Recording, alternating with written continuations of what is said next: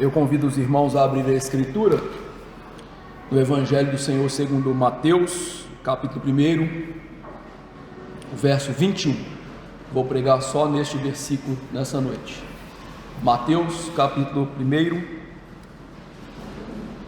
verso 21. Eu farei a leitura do texto e peço aos irmãos que acompanhem com atenção. Mateus, capítulo 1, verso 21, diz assim: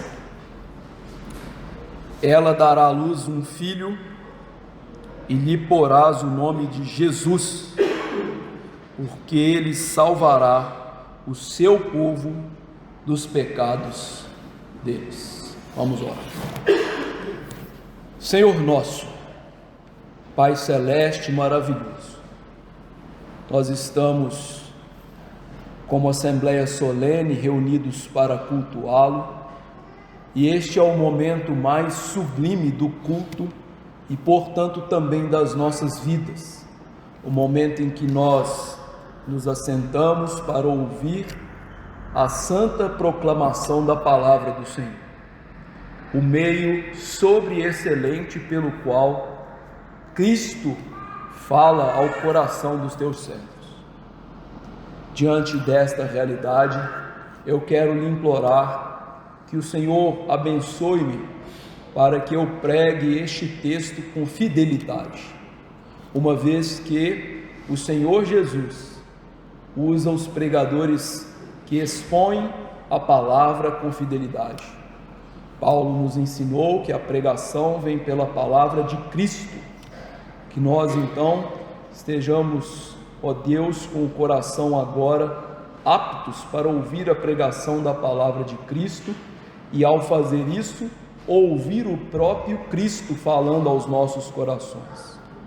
Peço que os meus irmãos, ó Deus, recebam de Ti nesse momento um coração aberto para as Escrituras, e que ao pregar e ao ouvir, nós façamos isso para a honra, glória e louvor de Cristo Jesus, o nosso Senhor.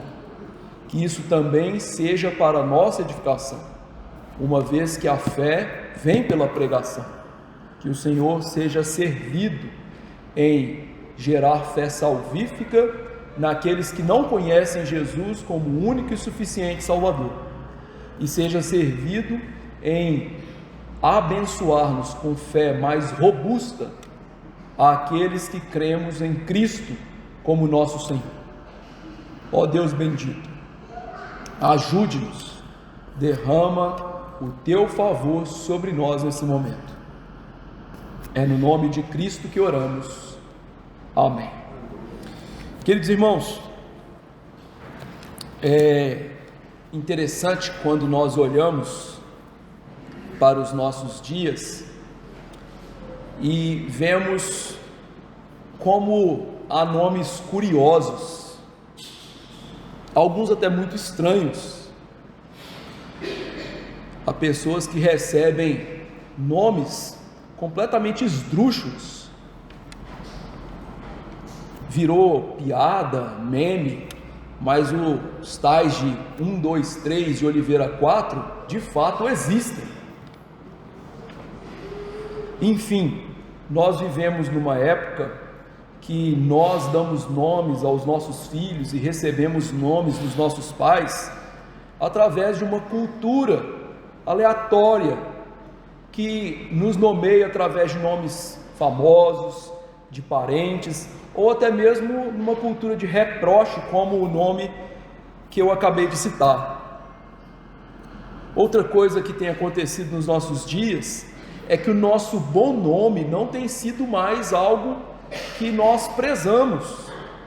Antigamente o nome da pessoa valia muito. Ter um nome limpo na praça, ter um nome afamado no meio das pessoas era algo de extrema importância. Hoje também nós não ligamos para isso. No Brasil essa cultura é ainda mais patente aos nossos olhos. Contudo, quando nós olhamos para o mundo bíblico e a sua cultura, por assim dizer, os nomes não eram irrelevantes como são os nossos.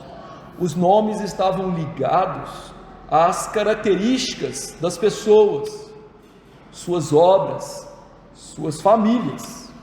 Por exemplo, nós temos o nome Esaú, que foi dado àquele mancebo porque ele era ruivo, vermelho, uma vez que Esaú significa vermelho. Temos nomes bíblicos também relacionados a eventos. Por exemplo, um dos netos de Eli, sacerdote nos dias de Samuel, recebeu o nome de Icabode. Esse nome lhe foi dado por causa da glória que se foi, indicando o fato da Arca da Aliança ter sido tomada pelos filisteus. Enfim, o que eu estou dizendo, que os nomes bíblicos estavam diretamente ligados a eventos, a obras, a personalidade das pessoas, a certos atributos e características. E o mesmo se dá com o nome do nosso Senhor Jesus Cristo. Hoje nós vamos ver por que ele se chama Jesus. Nome que foi lhe dado não por José e Maria, mas pelo próprio Deus. Por que ele chama-se Jesus? O texto é muito claro, diz que Maria dará à luz um texto e colocará o nome dele de Jesus, porque ele vai fazer o quê? Salvar o seu povo dos seus pecados. Em primeiro lugar, nesse texto, nós vemos aqui que era um sonho de José. José recebeu esse sonho por conta do que estava acontecendo. Maria achou-se grávida, ela já era desposada dele, sem haver coabitado, e ele, para não infamar aquela mulher, para ser justo, estava propondo o divórcio para que a situação fosse resolvida. Então Deus lhe dá um sonho, um típico momento de revelação daquela época, um sonho especial, não os sonhos quaisquer que nós temos quando nós comemos muito depois da ceia de Natal e vamos dormir sonhamos com certas coisas, mas um sonho que era parte da revelação daquela época, para que ele pudesse então manter-se casado com ela. E ele então revela estas coisas. E a primeira coisa que aqui este sonho mostra é que aquela mulher daria à luz. Este fato é muito importante. Em primeiro lugar, porque o nosso Senhor Jesus Cristo, ele precisava ser um ser humano, como nós somos, a fim de nos salvar. Se Cristo Jesus não fosse um ser humano, como nós somos, não haveria salvação. E nós temos aqui alguns motivos. Em primeiro lugar, porque a natureza divina é impassível e é incapaz de morrer. Lembre-se que Deus havia determinado que a maneira de remir pecados era através da morte. O autor de Hebreus diz que sem remissão ou sem derramamento não há remissão de pecados. Então havia uma necessidade premente de Jesus ser um ser humano. No entanto, a segunda questão que temos aqui é que o nascimento dele deveria ser de fato diferente do nosso. Ele deveria nascer de uma virgem, não só para cumprir a profecia que nós lemos aqui no Antigo Testamento, que vem, digamos, num complemento do que é dito em Isaías 7, que a virgem daria à luz, mas também porque, se Jesus Cristo nasce como todos os outros bebês nascem, haveria algo sobre ele que o impossibilitaria de ser o nosso Salvador. A culpa do pecado, ele herdaria por imputação a culpa do nosso pecado, e não só a culpa do nosso pecado, mas a nossa natureza pecaminosa. Então está aqui pressuposto o fato de Jesus nascer de uma virgem, para que ele não nascesse como nós nascemos, pecadores, endividados para com Deus. Jesus deveria nascer de maneira diferente para preservar-lhe daquele tipo de pecado que nos é imputado desde o berço, como Davi disse: eu nasci um pecador, eu nasci em iniquidade, em pecado me concebeu a minha mãe. Salmo 51, verso 5.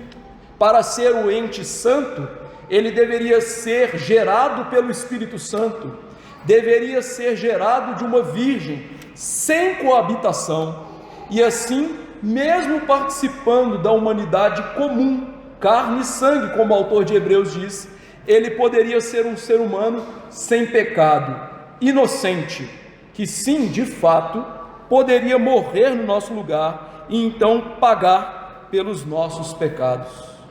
Em segundo lugar, esse texto nos ensina que o nome dele seria Jesus. Esse nome Jesus corresponde ao hebraico Josué, Yeshua.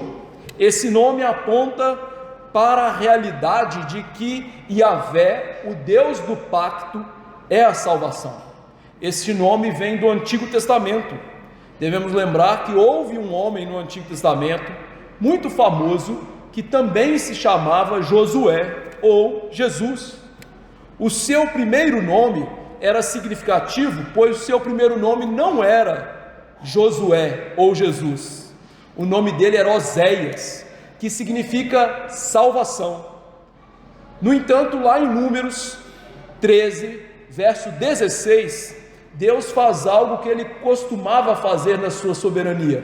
Ele mudou o nome deste homem, transformando o nome dele de Oséias para Josué, porque aquele homem haveria de introduzir o povo na terra prometida, e seria, portanto, estranho que o nome dele fosse salvação.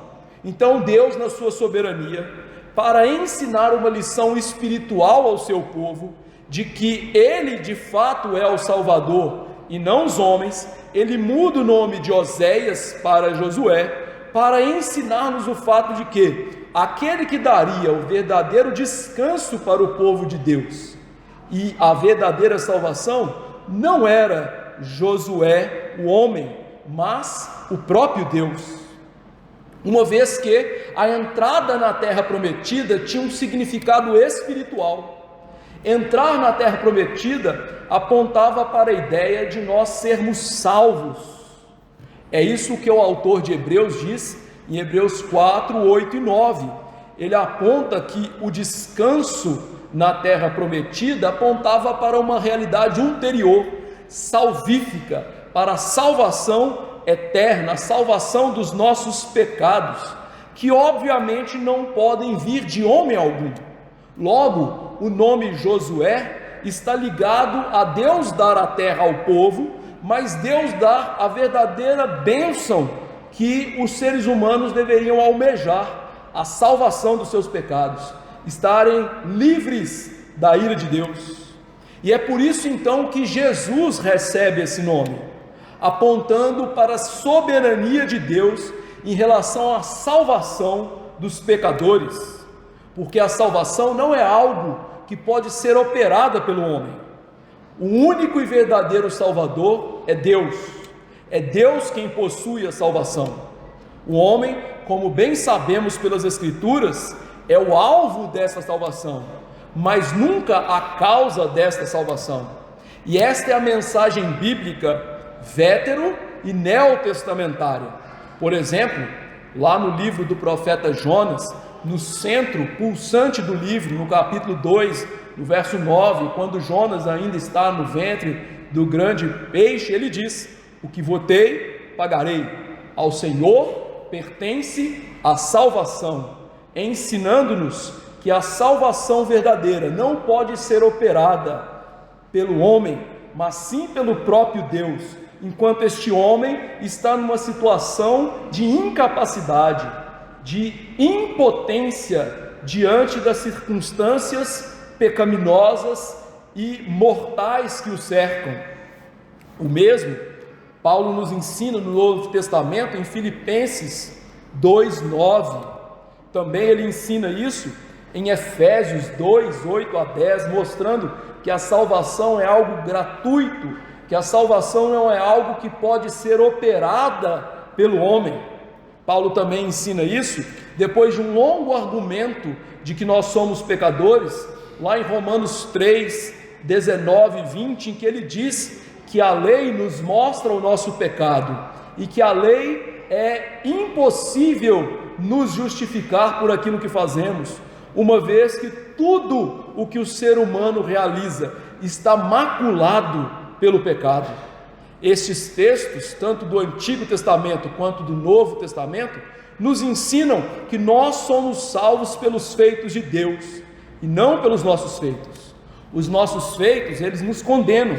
Os nossos feitos são algo que dão nojo em Deus, como o profeta Isaías bem nos ensinou, que até mesmo os nossos atos de obediência, isto é, justiça, são para Deus como trapo de imundícia.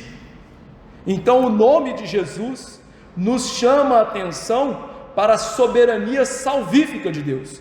Deus é soberano sobre a nossa salvação. E este, meus irmãos, é um golpe no orgulho humano.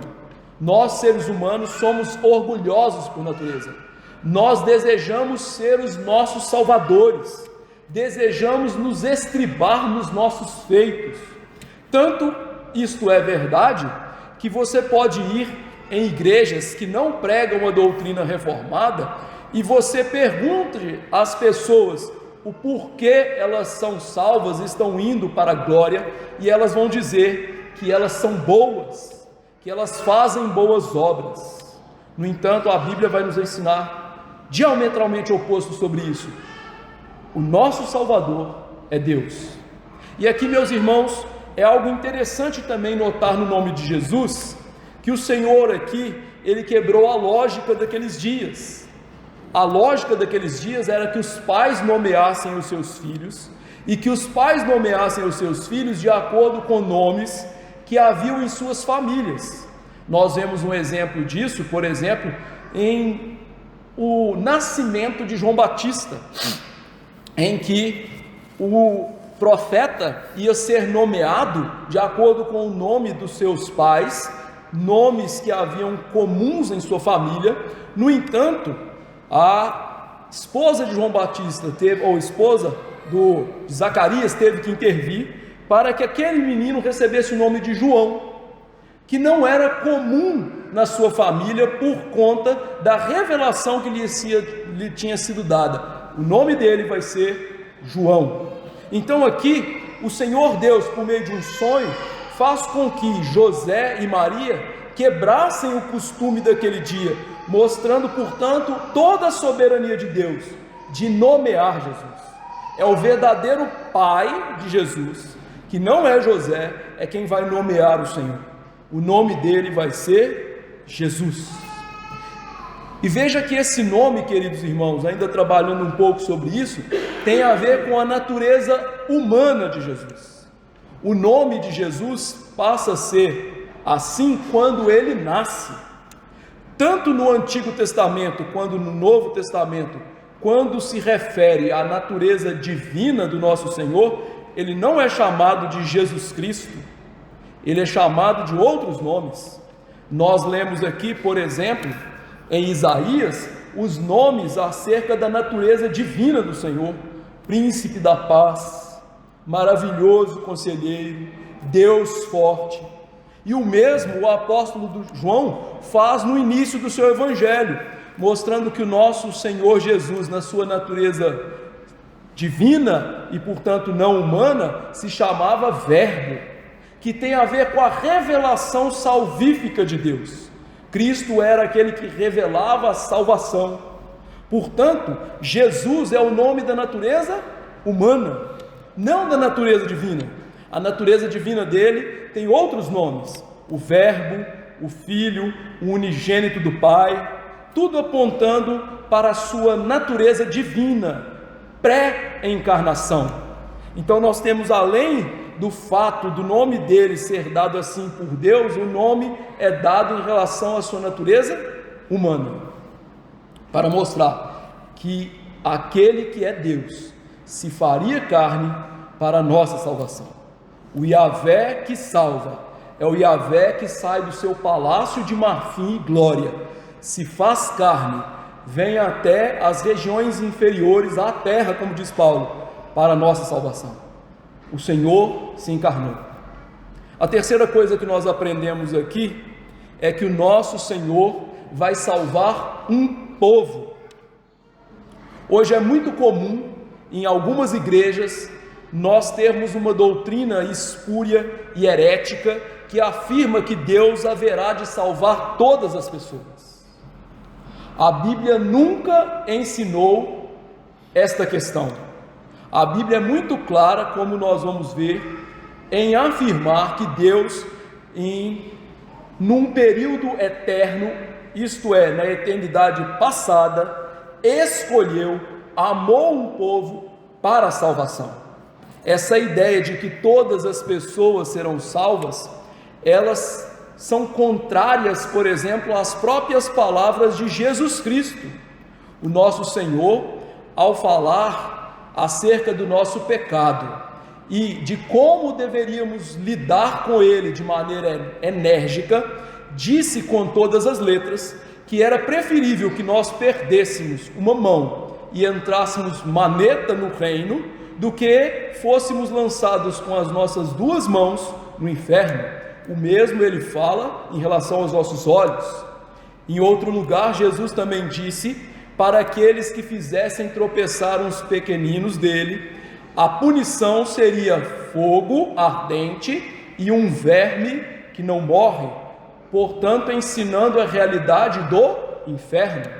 O apóstolo Paulo também ensina que na volta do Senhor e Salvador Jesus Cristo, o Senhor tomará vingança com chama de fogo para aqueles que não creram e não obedeceram ao seu santo evangelho, apontando para aqueles que nunca ouviram, mas não creram, e para aqueles que ouviram e também não creram e obedeceram esse evangelho, ambos os grupos haveriam de ser julgados pelo próprio Cristo.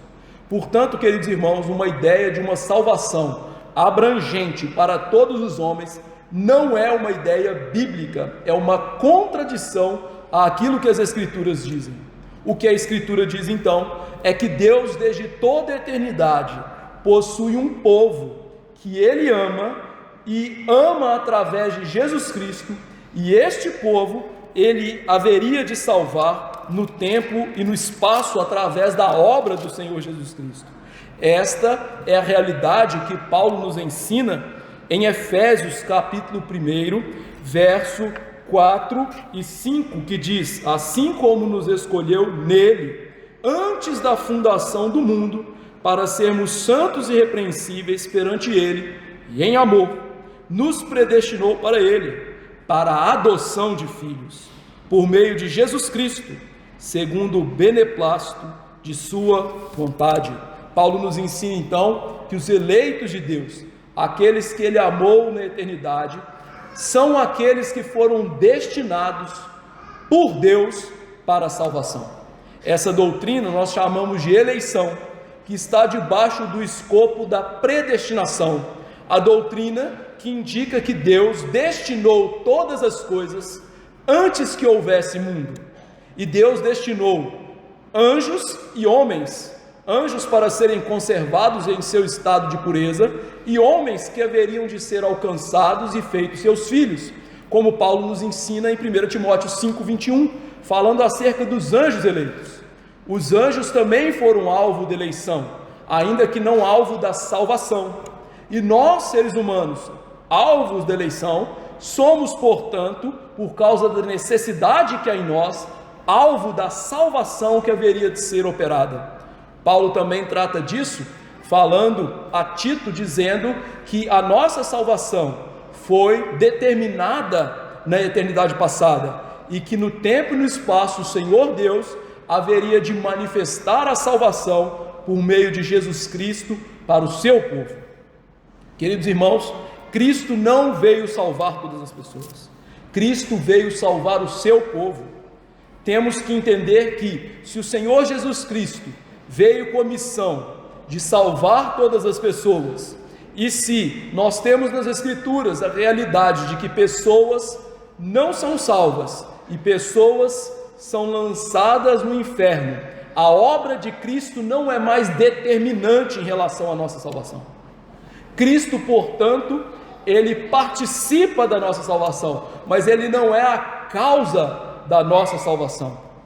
Essa ideia, então, é contrária ao que a Bíblia diz, que o sacrifício de Cristo é suficiente.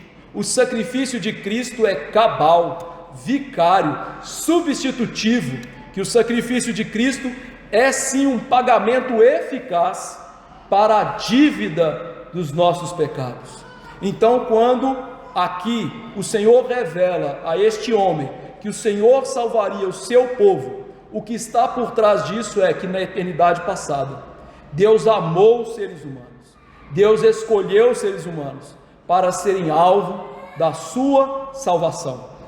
E talvez o seu coração esteja gritando como os corações dos romanos: isso é injustiça.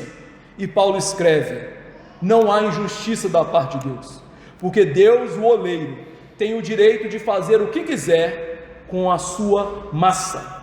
Para exemplificar isso para os irmãos, vocês conhecem o famoso quadro de Leonardo da Vinci, a Gioconda. Vocês conhecem esse quadro, aquela mulher, feia, que é pintada por Da Vinci. Você imagina aquela mulher, depois de ser pintada por Da Vinci, olhar para ele e falar o seguinte: por que você não me fez uma Margot Robbie? Agora imagine seres humanos que dependem da sua existência, o seu sustento, o seu viver, o seu respirar. Nós nos movemos nele, nós vivemos nele, tudo dependemos nele. Olharmos para Deus e dizer: o Senhor é injusto por salvar quem o Senhor quiser. Não há injustiça da parte de Deus. Pelo contrário, Paulo nos diz que essa doutrina revela a glória de Deus nos vasos de ira, a ira que ele tem em relação ao pecado, nos vasos preparados para a salvação, a glória da graça de Deus. O Senhor Jesus salvará o seu povo, um povo eleito. E a questão então é: temos alguma coisa de especial se somos filhos, se somos herdeiros, se somos alvo da salvação?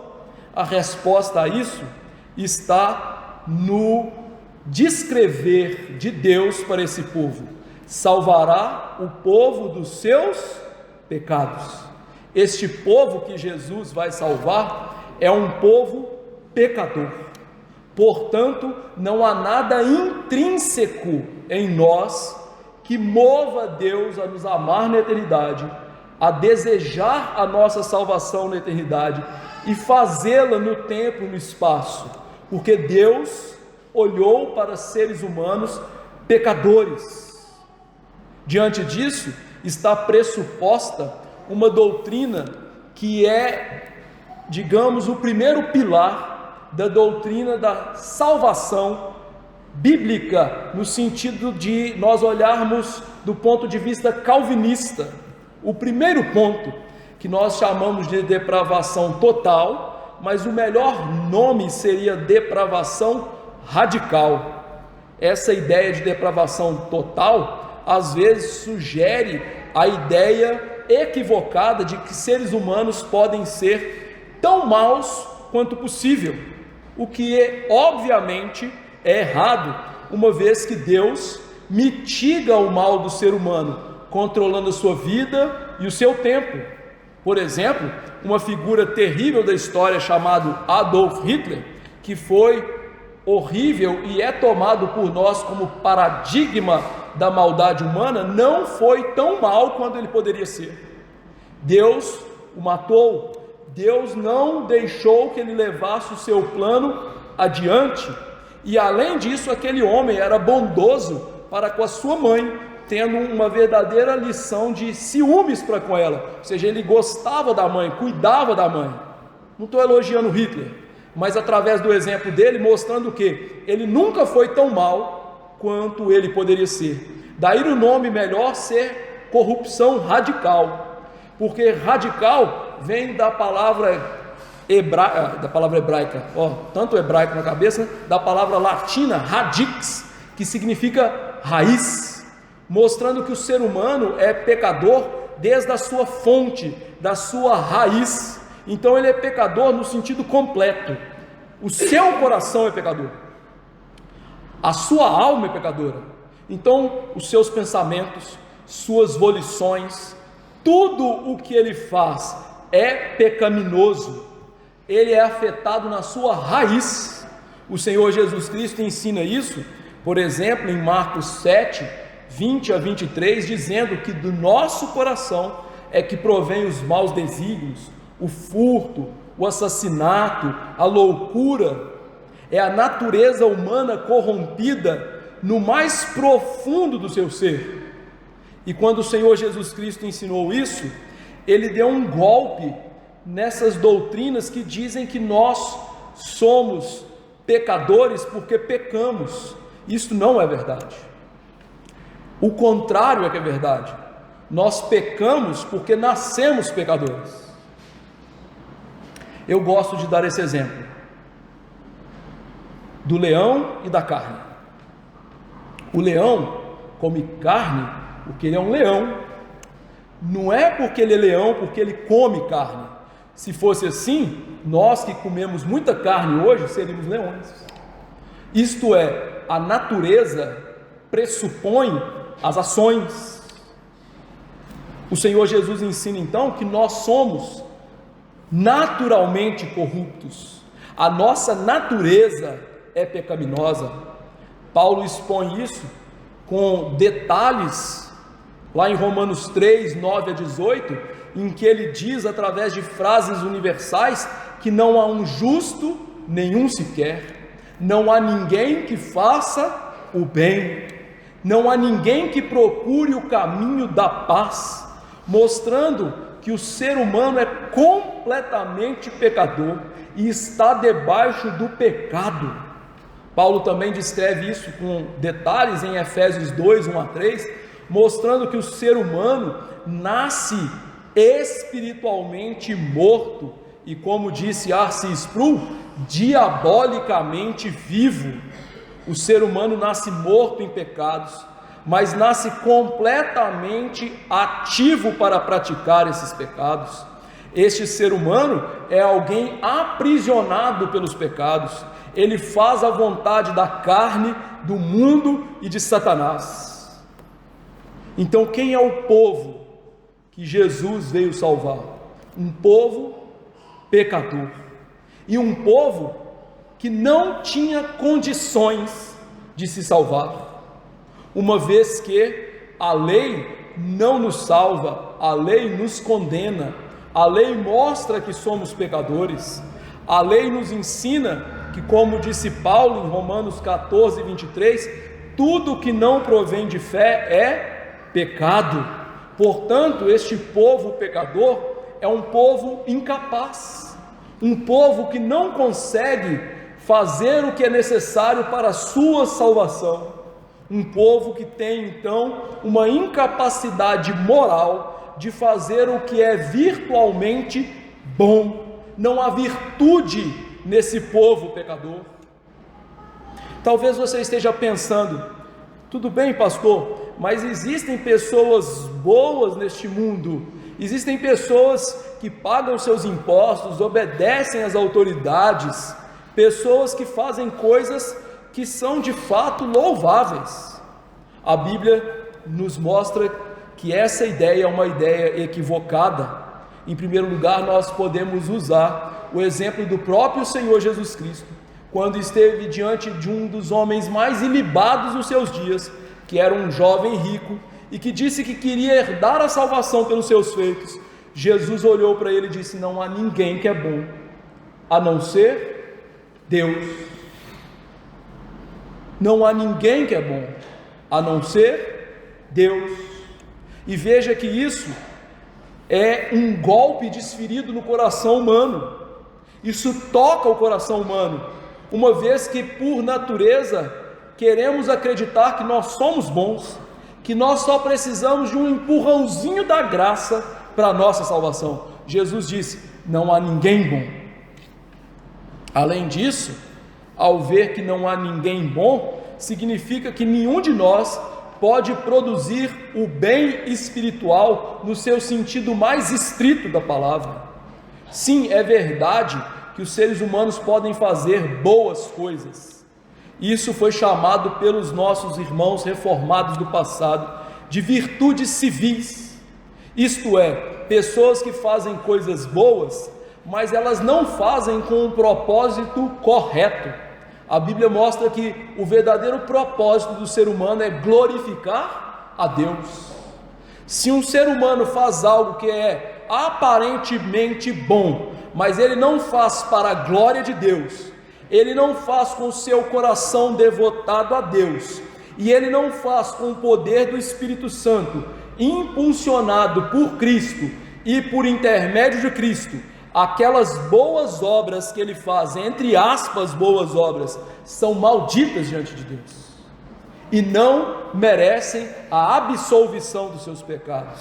É por isso que a ideia de que o ser humano pode pagar pelos seus pecados é espúria, é antibíblica, porque nós somos radicalmente maus, e tudo que produzimos é radicalmente afetado e manchado pelo pecado.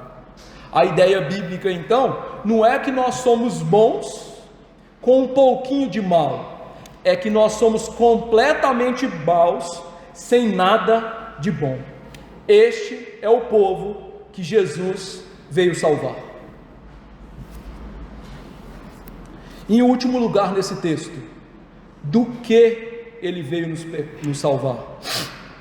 Diz o texto que Jesus se chamou assim porque ele salvaria esse povo pecador dos seus pecados.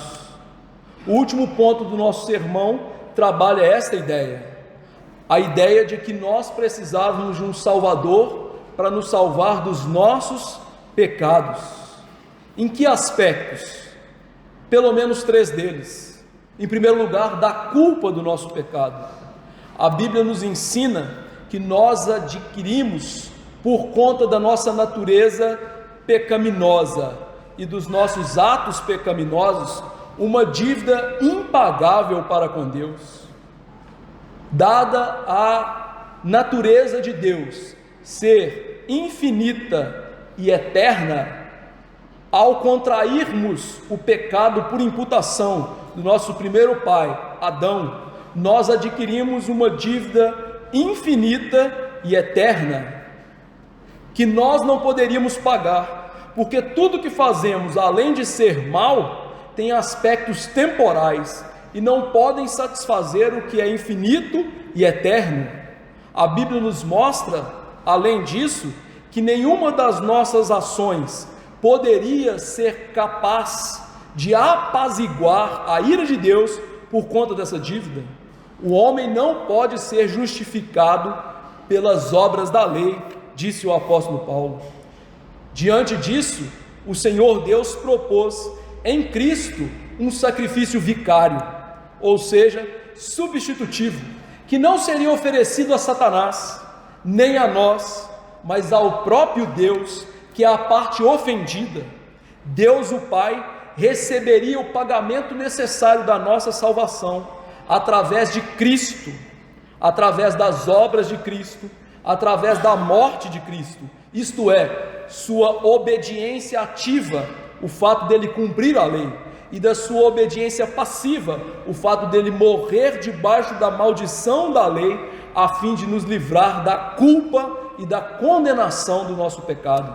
É isso que Paulo diz no centro do Evangelho, em Romanos 3, 25 e 26, sendo justificados gratuitamente por sua graça, mediante a redenção que há em Cristo Jesus, a quem Deus propôs no seu sangue, como propiciação mediante a fé, para manifestar a sua justiça, por ter Deus, na sua tolerância, deixado impunes os pecados anteriormente cometidos.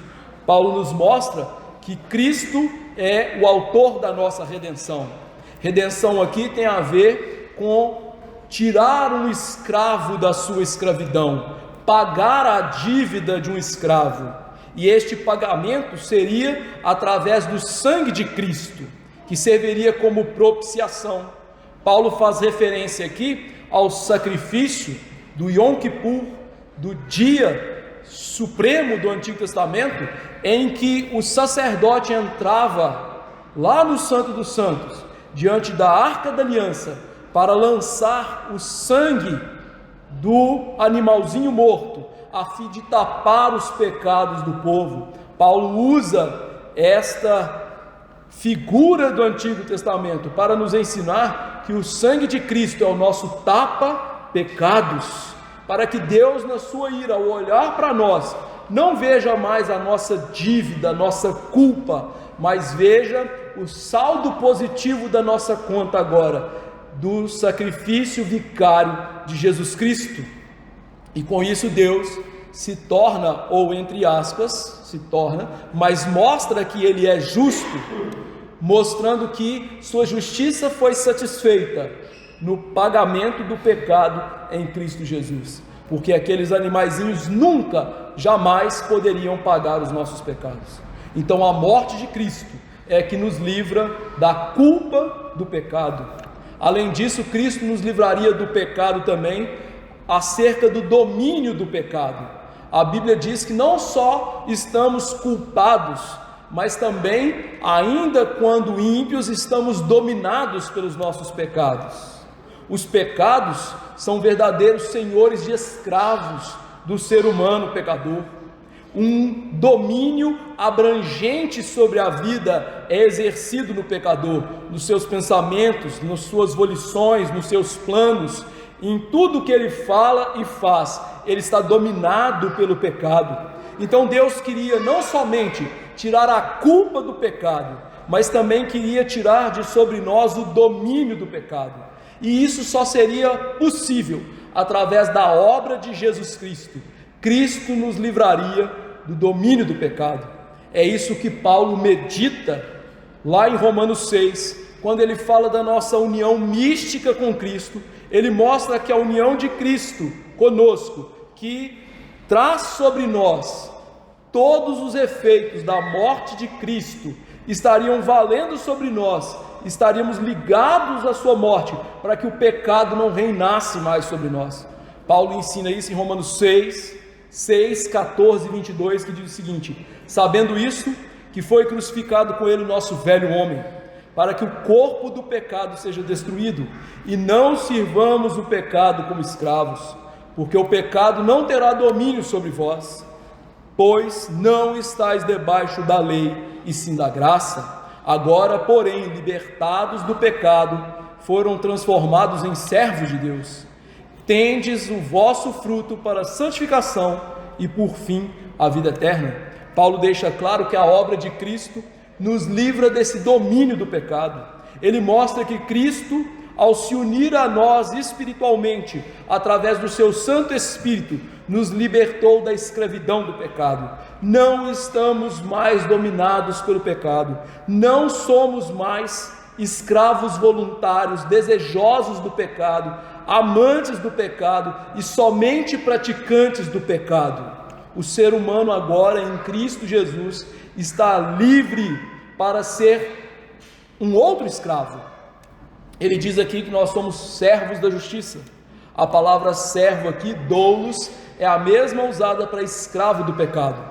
Cristo Jesus nos tornou escravos, mas agora escravos da lei de Deus, para praticar a lei, a fim de demonstrar que nós não somos mais escravos do pecado.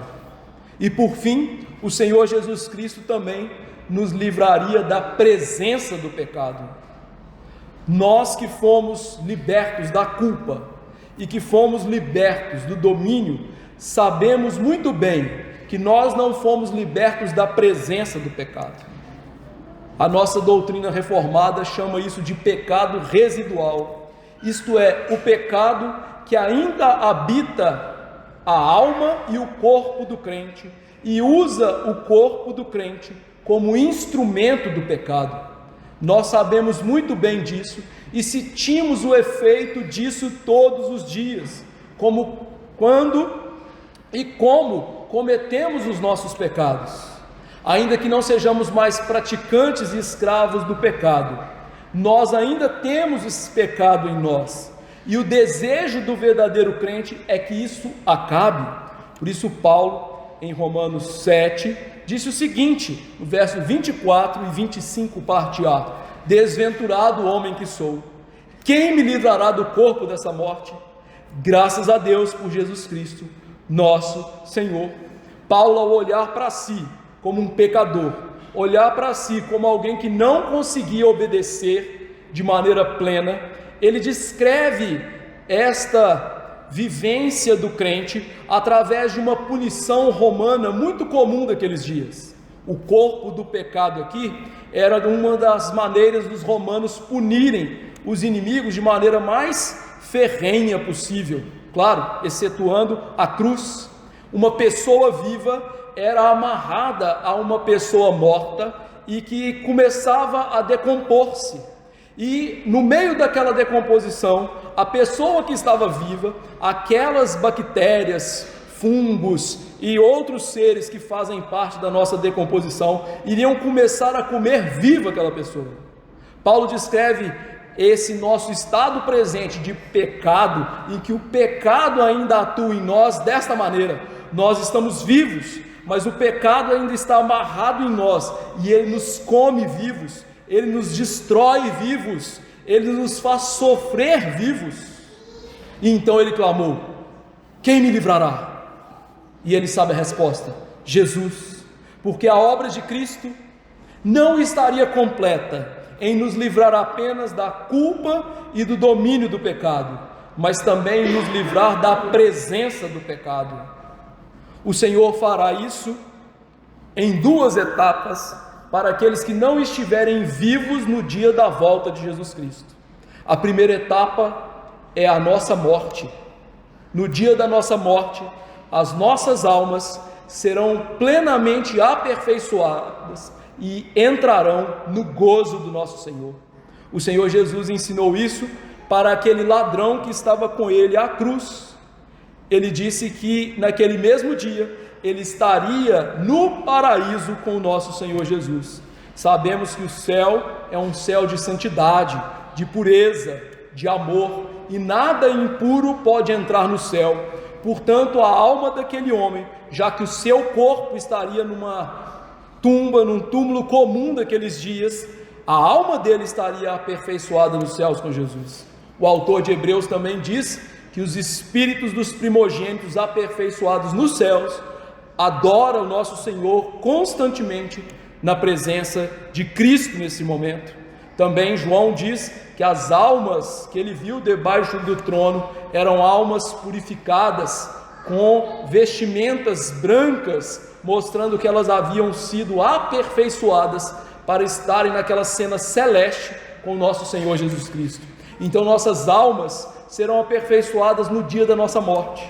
Ali o Senhor tirará todo o pecado daquela corrupção radical, tudo que está na nossa raiz, que ainda está presente, que está sendo mortificado na nossa santificação, vai ser tirado de uma vez por todas. No entanto, meus irmãos, seres humanos não são somente almas, nós fomos feitos corpo e alma. Os nossos corpos também deverão ser transformados para que a obra de Cristo venha se consumar. A Bíblia nos mostra que no dia da volta de Cristo, aqueles que estiverem mortos haverão de ressuscitar, mas ressuscitarão com o mesmo corpo glorificado e livre da presença do pecado. 1 Coríntios 15, versos 52 e 53 diz assim: no momento, num abrir e fechar de olhos, ao ressoar da última trombeta, a trombeta soará, os mortos ressuscitarão incorruptíveis, e nós seremos transformados, porque é necessário que este corpo corruptível se revista da incorruptibilidade, e que o corpo mortal se revista da imortalidade. os nossos corpos, sim, o mesmo corpo que você tem hoje, será revestido de propriedades espirituais, como o corpo de Jesus foi revestido no dia da sua ressurreição. Paulo nos chama a atenção que esse corpo é um corpo glorificado, aperfeiçoado, incorruptível, isto é, ele não sofrerá mais a corrupção do pecado e não sofrerá mais a degradação causada pelo pecado. O nosso corpo então será livre do pecado para todo sempre. Para quê? Para que possamos habitar em novos céus e nova terra com Jesus. E essa é a esperança do crente, a consumação da obra que Jesus começou a fazer no tempo e no espaço, no dia da sua concepção. Por isso o apóstolo Pedro diz: nós, porém, segundo a sua promessa, esperamos novos céus e nova terra, nos quais habita justiça. E tudo isso só é possível por causa do nascimento do nosso Senhor e Salvador Jesus Cristo. Ele veio salvar o seu povo dos seus pecados. Somente o seu povo eleito prova o pagamento da culpa, desfruta da libertação do domínio do pecado e provará no futuro, de maneira que nós ficaremos livres para sempre da presença do pecado. Graças a Deus pelo nascimento do nosso Senhor e Salvador Jesus Cristo. O seu nome é Jesus por causa disso. Como viver esse texto? Em primeiro lugar, devemos celebrar o nascimento do nosso Senhor e Salvador Jesus Cristo. Hoje há muitos crentes que têm frequentado igrejas espúrias e fracas que dizem que o Natal não deve ser celebrado. Queridos irmãos, o Natal não deve ser celebrado como os mundanos fazem, uma época comercial e pejorativa, mas nós devemos celebrar de maneira bíblica o Natal, celebrar a realidade que a segunda pessoa da Trindade se fez carne e veio morar com pecadores. Isso é uma grande notícia, isso é um grande feito, e com certeza nós precisamos celebrar esta verdade. No entanto, não somente hoje, nós devemos celebrar isso todos os dias. Os grandes feitos salvíficos de Deus devem ser relembrados por nós dioturnamente nas nossas meditações nas Escrituras.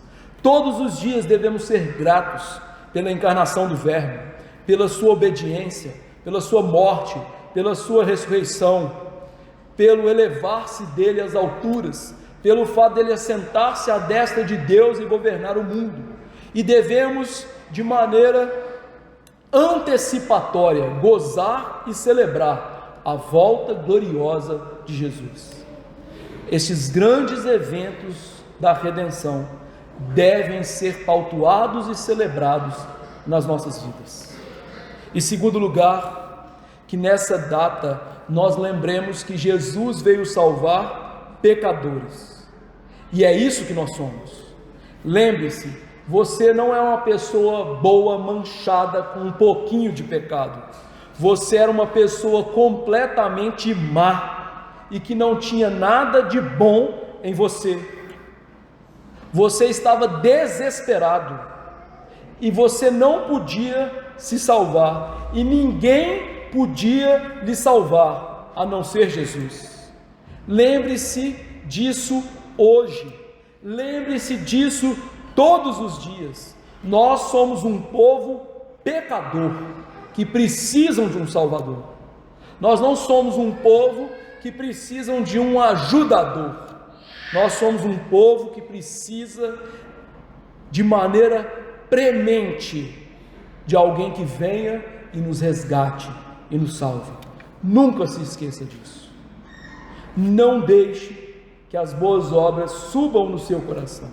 Não deixe que o seu amadurecimento na fé lhe leve ao orgulho.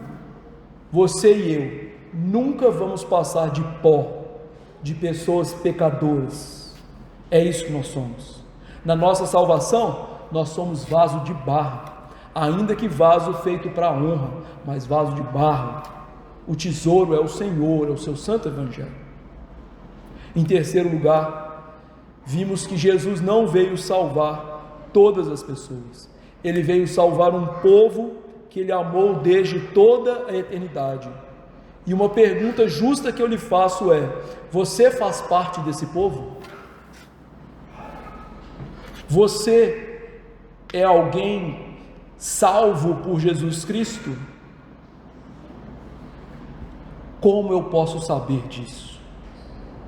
A maneira mais segura de saber que eu sou salvo, que eu faço parte do povo de Jesus Cristo, uma vez que eu não posso adentrar os anais eternos e olhar se o meu nome está no livro da vida ou não, é através do que Cristo tem feito na minha e você na sua vida. Se você tem uma fé que é colocada somente em Jesus Cristo para a sua salvação, você é alguém salvo, você é alguém que recebeu a graça do Senhor. Se você tem visto que o pecado não lhe domina, que você luta contra o pecado, que você não dá livre vazão ao pecado, você é alguém eleito, amado desde toda a eternidade. Ou seja, a maneira segura é ver os frutos da libertação do pecado que Cristo veio fazer em nós. E diante disso, em quarto lugar, eu pergunto: sua vida é marcada por obediência voluntária à lei de Deus? Ou você é daquelas pessoas que torce o nariz quando a lei de Deus lhe exige a obediência e lhe aponta o seu pecado? Lembre-se, Jesus veio salvar-nos do domínio do pecado. O verdadeiro salvo, então, é um escravo da justiça.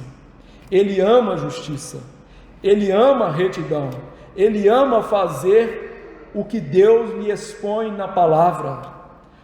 Ele sente desejo de obedecer a Deus, mesmo que ele não faça isso de maneira perfeita. A sua vida é consumida no desejo de fazê-lo. Ele se desdobra para servir ao Senhor. Ele mortifica o pecado para servir ao Senhor. Ele toma a sua cruz, negando os seus prazeres carnais para servir a Jesus. Você tem isso na sua vida? Se não tiver, a notícia ruim é que você não é salvo. A boa notícia é que você pode crer hoje mesmo em Jesus, que você pode recebê-lo como Senhor e Salvador e passar a fazer, a partir de hoje, essa consequência da salvação na sua vida.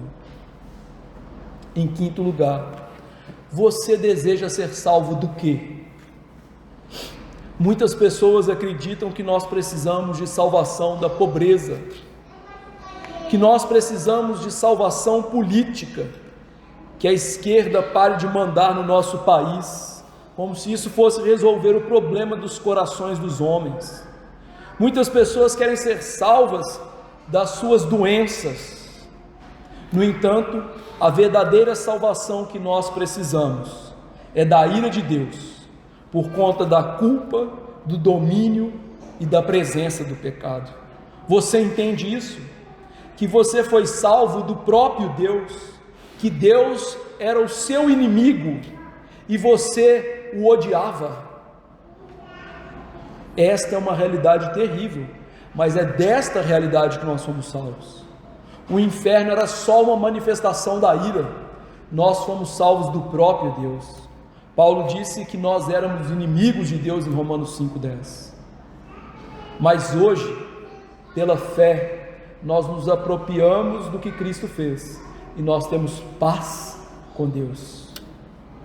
E em último lugar, apesar de sermos salvos, ainda temos a presença do pecado. Você sofre com o pecado na sua vida?